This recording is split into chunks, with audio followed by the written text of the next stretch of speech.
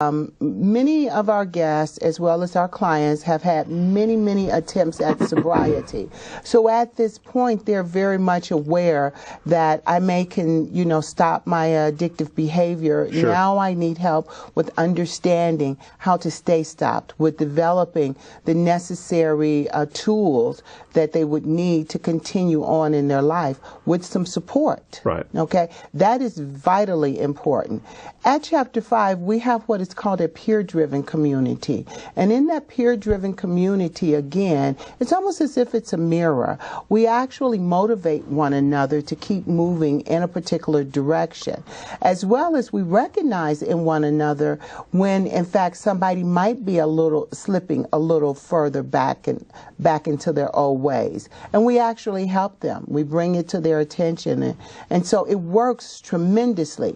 And when you couple the intensive outpatient and the outpatient services with it, and we do one-on-one individual sessions, when you couple that with it where they could get down to the core of what's going on, because a lot of times the alcohol and drugs are just a symptom. Yeah. So now we're getting to the core.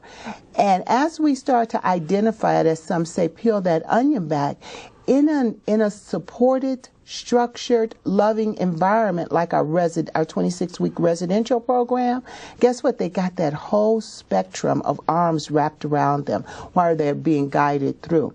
And they develop healthy habits.